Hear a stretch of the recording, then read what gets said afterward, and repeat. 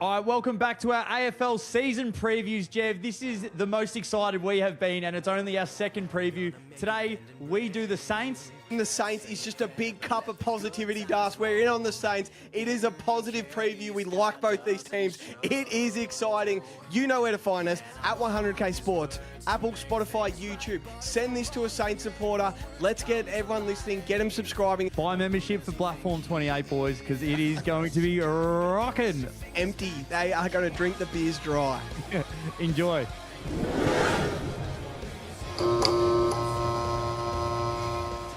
All right, we are back for the second season preview. Me and Jev will be sitting down and going through every single side, powered by PointsBet, powered by StatMate.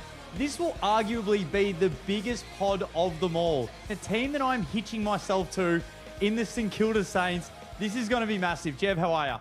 I am good, Das.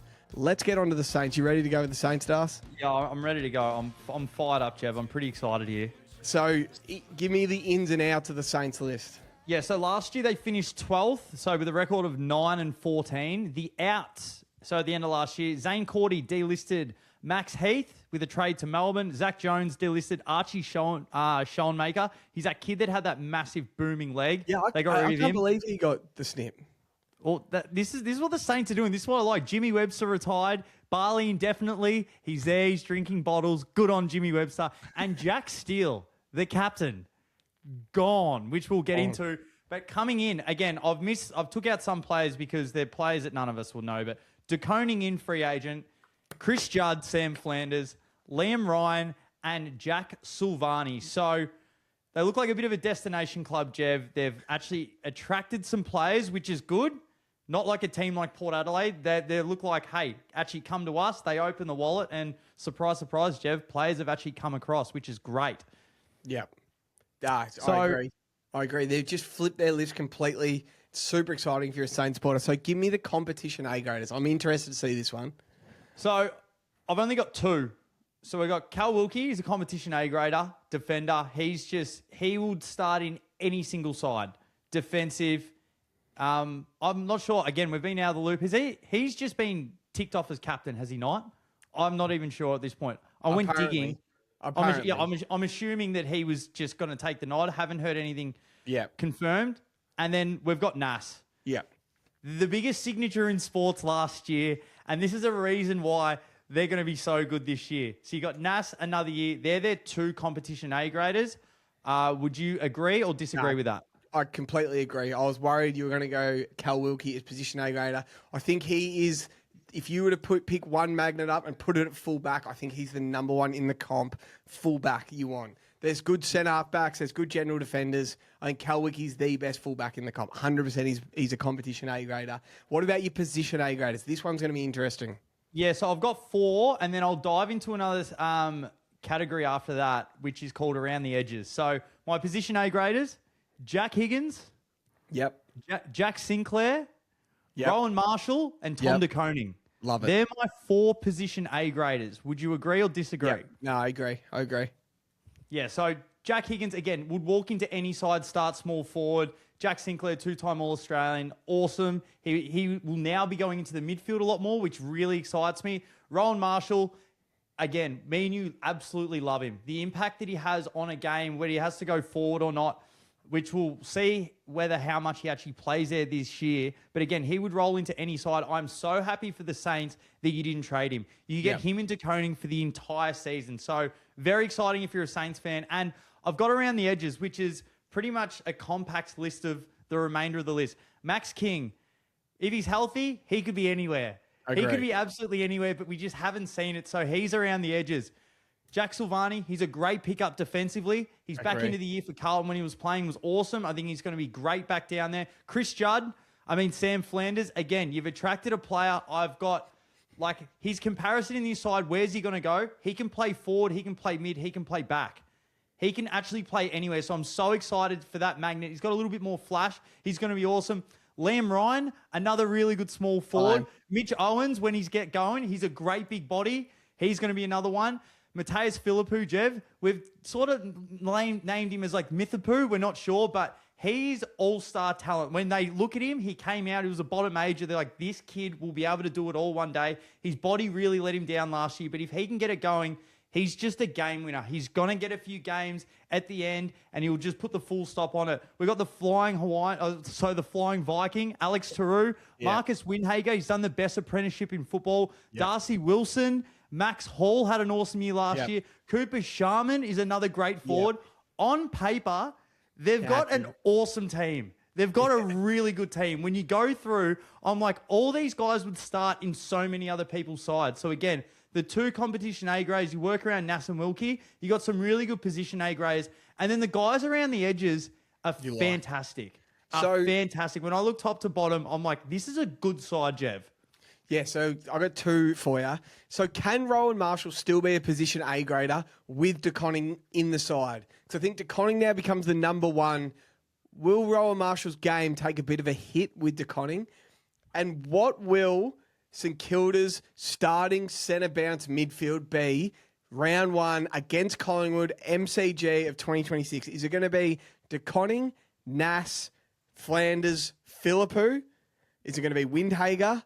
Is it definitely going to be Flanders? Is it going to be Sinclair? I'd love St Kilda supporters who know more than me to tell me what the starting 4 magnets in the midfield is going to be. What do you think it's going to be? Yeah, I think it'll be Sinclair, because I don't think they're going to tag straight away. I think it'll be Sinclair, Nass, Tom DeConing, and who was the other one that we said? I said Philippou or Windhager or Flanders. Flanders will start in the midfield.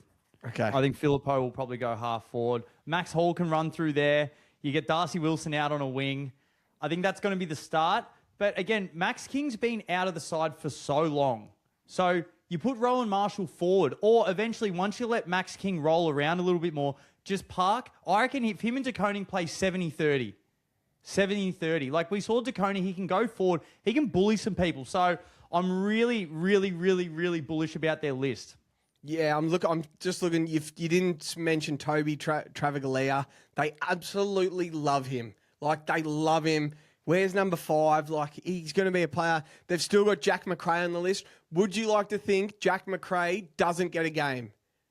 Does he get the Tom Cole, the Dane Rampy treatment?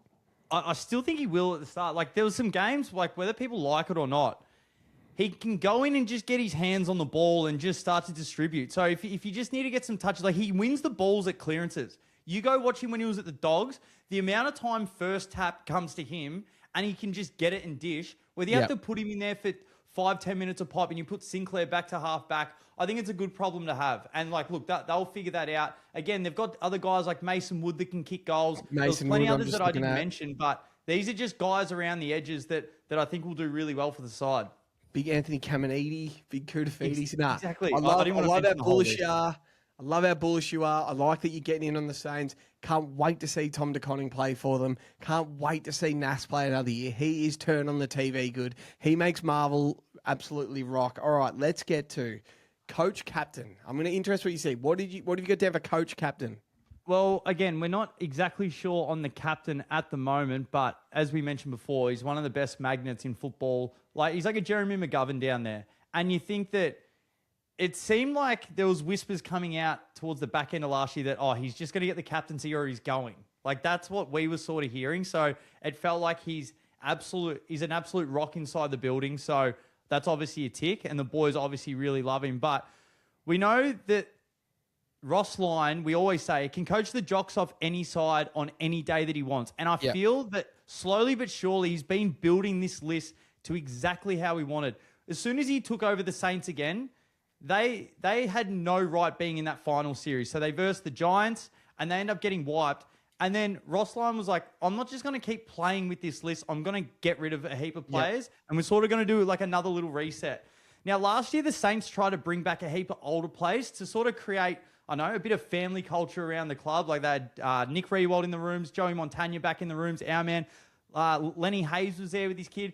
They've also hired Lenny Hayes as the new GM of football. I think it just goes to show it's a culture shift now that we're getting the best people in the building that we can possibly get. And what a time to sign the biggest name in sports in the AFL last year, which is Nasai Wanganeen-Miller. Like, what a season he had. And I guarantee that he was a big a bargaining piece to be able to get a lot of these guys to come over. And look, yes, it might only be a 2-year contract, but that's fine. All you need to do is go win one flag or have a really good push.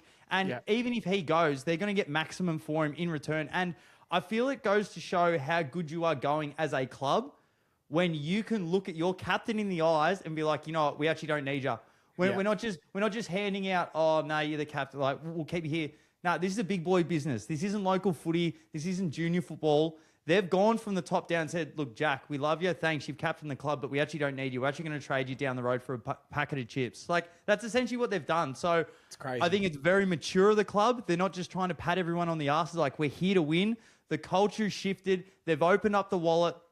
The definition of insanity, doing the same thing over and over and expecting a different result. They've absolutely flipped the script for the better. And that's why when you just look at from the outside in, you're like, fuck, they're going for it. They're actually trying to win games. We always say there's only a few teams in the premiership business, and it's usually the teams at the top. Geelong are always in there. The Pies trying, the Swans, the Lions, the Cats, but it looks like the Saints are finally putting their hand up. It might take us a few years, but we actually want to be in the race now. So I think they've got the captain, and then they've got the coach, Jev. Yeah, the coach, you and me agree on it so much. Any given week, he can go to any place in Australia and just coach the jocks off another coach and win a game. It's just, what's am I saying? Coaches win games, systems win premierships. Ross Lyon will coach you to 6-7 wins on his own.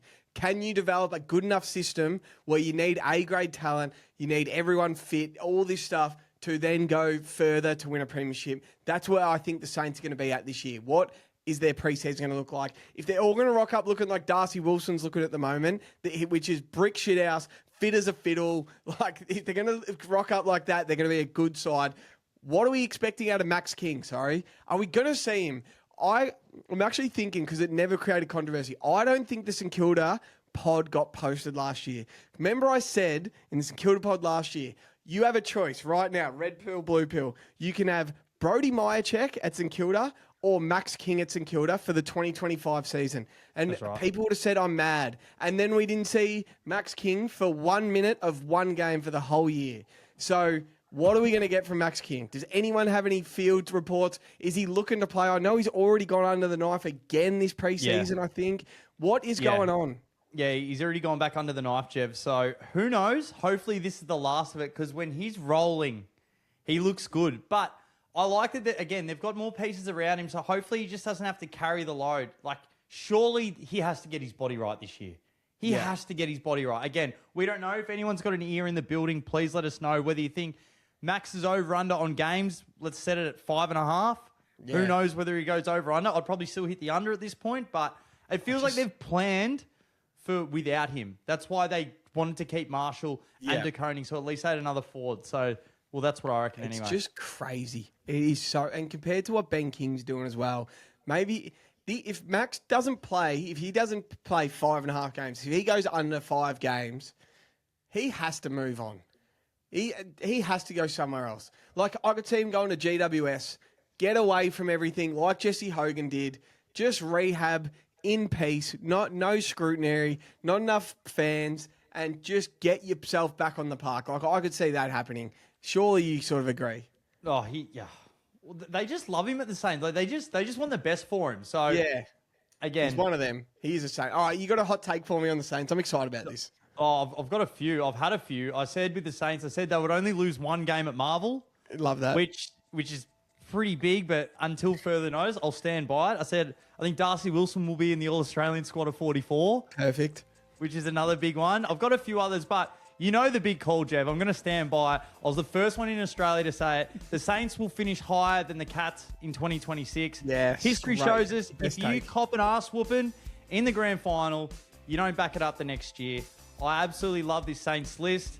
I just think they're going to do some special things this year, and I think that they're going to finish higher than the Cats. I was the first to say it. Some people on the post said, this bloke's an idiot, can't wait to comment on this at the back end of next year, or which is now this year. Neither can I. I think it's awesome. I think it's going to happen. And they verse the Cats at the back end of the year down at GMHBA, and that's just going to be the cherry on top of this take when, yes, they're in front of them, and then they also beat them at home. It's It's going to be sweet, Jev. It's a great take. It's well thought. I'm excited for you. I think you're going to cop it hard if they don't finish above, but you're all in the Saints, so you have to, you got to be strong. Strength of schedule. What do you got for me? Strength of schedule. Yeah, so they don't leave Victoria outside round 14, which is huge. So it's a massive back end of the year. So their last 10 games, as I said, are in Victoria, and their only travel, apart from the MCG and Marvels, down to GMHBA, which it's awesome. Again, I think they dust them. But I love their matchups at Marvel. This is a really big thing that what we want to see. So they've got the Lions there. Again, you want to be versing the best teams on your patch. Yeah. So they got the Lions, they got West Coast, they got Carlton twice.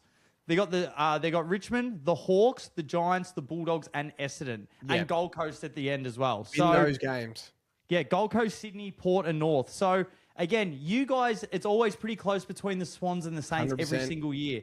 I think Gold Coast will hate to play them. That's the Saints' last game at Marvel for the year. I can't wait till we get into Gold Coast, but they could have cemented top spot by then. They're 100%. resting players again. This is why I think that they dust them at Marvel again. Yep. So I just think they're getting really good sides there, and it's their best chance to try and split a lot of these games, whether you think they're going to beat these sides or not. What a better way to get them is it at Marvel. And I'm telling you, if they win their first 3 or 4 games, they travel away a little bit, then they've got 2 games at Adelaide back-to-back. But if they're like 4-0, 5-0, you will not be able to get a ticket to Marvel. It is going to be so... That bird's going to be there at Platform 28 singing the Saints song. Bally's going to be there with his mum. It'll be carnage. I'm telling you, it's going to be such a fun year for the Saints. Like, the carry-on's going to be just beyond. Like, if they're 10-4, 10-5... and just thinking that. They come to the Saints and just, if they smack a team... Like, we just know so many Saints fans. It's going to be Platform 28, carry. I think this will be the funnest year since, like, 2009, where you guys had a charge. But it seemed like you had a very mature team then. You've got a lot of young characters this year. And just, I think it's going to be a very fun year to be a Saints fan. I was just thinking that. We've already said, you may have said, Collingwood opening round on the MCG is their biggest game since the 2010 grand final, 2011, whatever, the 2011 grand final. That's their biggest game since then. They have to win that game. And as you said, they place the Swans at the SCG round 13, and then from round 14 onwards, they don't leave Victoria. 10 games in a row. Even if they lose that Swans game, if at round 13 they are 8-5, and there's 10 games in a row coming at the thing, at Marvel, that is going to be the Loud House. That's going to be awesome. It's going to be pumping. Yeah. As you said, Platform 28 will do a career year. They already do career years when they're shit. It's going to be pumping. It's very exciting for Saints supporters. Let's hope we're not wrong, because we do get DMs. The Saints have achieved fuck all over the last couple of years. For sure. Fuck all. They've done fuck all. Their season's usually over by about round 7 or 8. And then they come flying home and everyone's like, we're going to be good this year. They usually disappoint their fans before their bye. So, yeah, it's going to be good. Well done. They'll strength schedule. You're up to in the gun. Who's in the gun? Yeah, so I've got Tom de Koning, Jev. I've got my man. If you want to get the paycheck and sit at the table with the big boys, you better bloody show it, Jev. You better bloody show it. I don't want to see any of this Ben Mackay crap. Take the cash and play like a bloody D-grader out there. No siree. Jev, I'm telling you. I want to be seeing football played at the highest level all year, like we know that he can. Crashing and bashing, the 360 wrist in the ruck, giving silver service to Nass, Sinclair, all the boys in the middle. I hope that he can play out a full season, because if you go to a club and you receive the biggest paycheck in a ruckman's history, no ruckman will ever get paid more than this. Yep. You better bloody play for it. I don't want to see the back end of last year, you were sulking a little bit. You've just been paid 1.5 a year.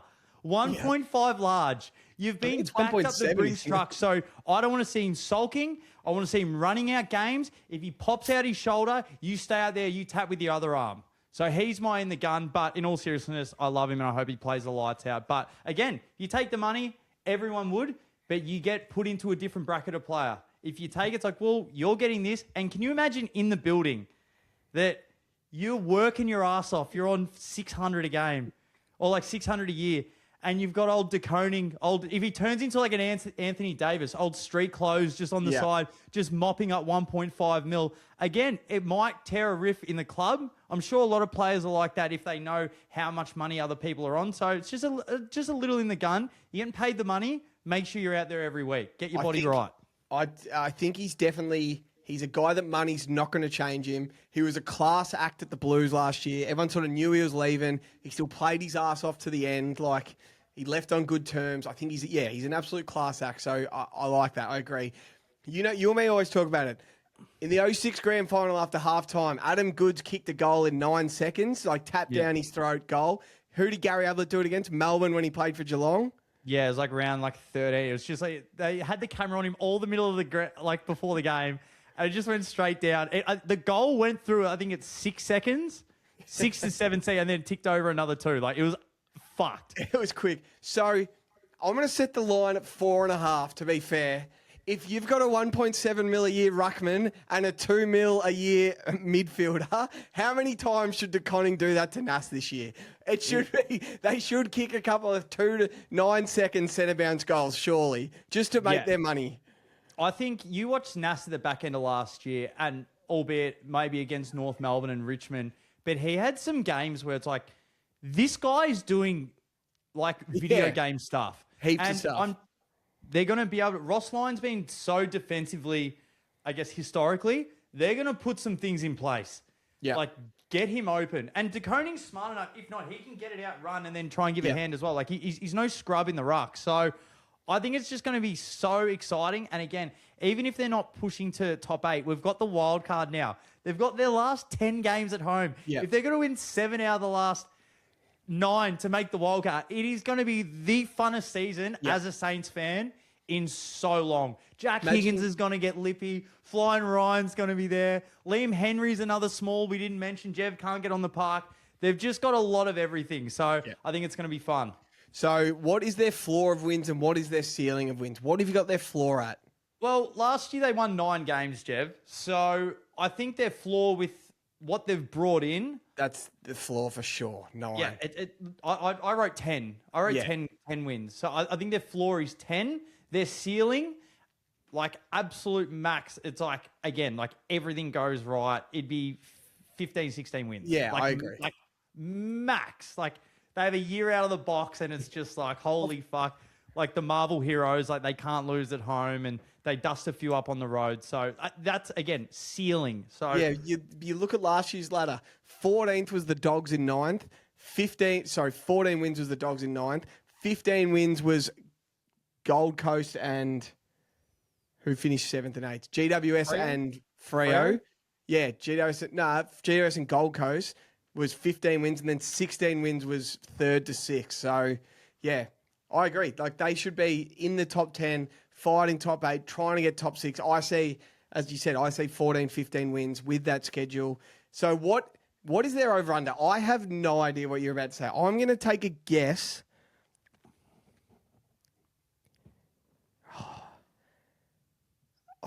Like 11 and a half. 12 and a half, Jev, and I'm hammering the over. You're hammering the over. So I just find that unbelievable. A 9-win team going to a 12 and a half over-under that haven't proven anything. They haven't, but I feel over the last couple of years, they've put a lot of things in place where I feel the game is right. Yeah. They play it right. They just haven't executed on... I know whether players or having good enough talent around. The players that they've got in, I think, is really going to shore up that stuff. Like, fuck, you got like a Jimmy Webster giving away free kicks or he's not quick enough to get back. You get the ball in a good spot. You've got to switch that would go end to end and you miss a kick. Like, I just think that all this, like the game plan really shores itself up. And again, I think that there's always a team that pops and they have a really good year. I believe that it's going to be the Saints. Whether it's them making the wild card weekend or they actually somehow spurt into the 8, which would be great. But I think they do over 12 and a half wins. They're just so good systemly, and Ross Lyon's just going to be licking his lips with what he's got. And again, I feel with how much they've got around the edges, if they do lose a couple of players to injury, I feel that they've got enough to buffer through to be able to still go on the road and win a lot of games. Love it. So what's your best bet? What's your multi you want to make for the Saints support enoughies on points like bet? I had like toss up a few different things. Again, last year we had about 5 different legs in each. I've only got the 3, and I think Saints fans would love this. Like in an ideal world, Nas All Australian. Yeah. Max King gets on the park and kicks 40 plus. Oh. If again 40 plus, I was going to go Jack Higgins. We had him last year. I'm like, no, I'm going to go Max King 40 plus and St Kilda to make the 8. Love it. I love it. Like, they all work. They all should happen for them to make the 8. You need Max King out there. We'll see. Please, because we haven't sent these off to the traders yet at PointsBet. Please comment below if you want the Max King out of there and you'd rather Rowan Marshall to kick 30, Tom De Koning to make All-Australian, Cal Wilkie to make All-Australian, Jack Higgins, Rowan Marshall and Jack Higgins to combine for 65 goals, something like that. Last year we had Fogarty and Thilthorpe to combine for 80 goals in the Adelaide one. So we can do that as well. So, if you really don't want Max King in there because you've got better insight than us that he's just not going to be on the park, let us know and then we'll fully send it off in a couple of weeks. Get it up for you. Dust, that is the Saints. They're gonna have some box office highlights. I'm saying like Flying Ryan will take a couple of hangers in the Loud House. Nass will kick a couple of big goals. Jack Higgins will get on the end of it. I just think it's going to be a very, very fun year for the Saints. I'm excited. If they're coming towards the back end of the year, Jev, and they're must watch, we're going to be going on a Saturday, Sunday.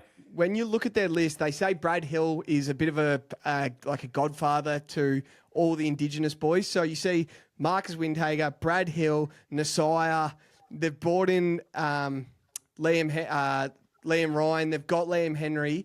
There's going to be some games that they all connect. Like it's going to be Windhager to Nas long, big Flying Ryan takes an absolute hanger. Brad Hill's just there loving it. So, it is so exciting the way this list is built, the players they've got. You can fall in love with them so many different ways. I'm keen to hear from the Saints haters.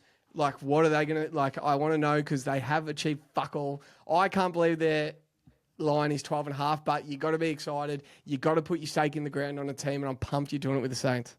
Well, that's the best thing about them. Again, there's expectation around the Swans, expectation around Brisbane. Geelong, there's still expectation. The Saints are like, I don't know how much expectation there is around him. It's like, if they just scraped into the wildcard round, Saints fans are like, sweet. I can know. If they're playing it's going to be fun. It's going to be fun. If they finish 10th and the Dogs finish 7th and that first wild card is Saints Dogs under the lid, it'll be so exciting. Well, they finished when Ross first took them back over a few years ago. They finished 6th. Yeah. Is their list better now or then? Finished 7th. Is their list better now or then? It has to be, doesn't it? So much better. He got there with nothing. And they lost 6 games by under a goal that year. Yeah. Yeah, I think it's going to be fun. It's going to be fun to watch the Swans. It's going to be fun to watch the Saints this year. It's going to be fun to watch football. There's going to be some cracking games. Good season preview. So the next one we do, before we go, I'm going to be doing Richmond and you're going to be doing Port Adelaide. That is going to be a lot different to this one because I had a bit of a look at Richmond's list. I've started it. Oh, boy. And I know we're both, well, you especially, you're out on Port Adelaide. You are out.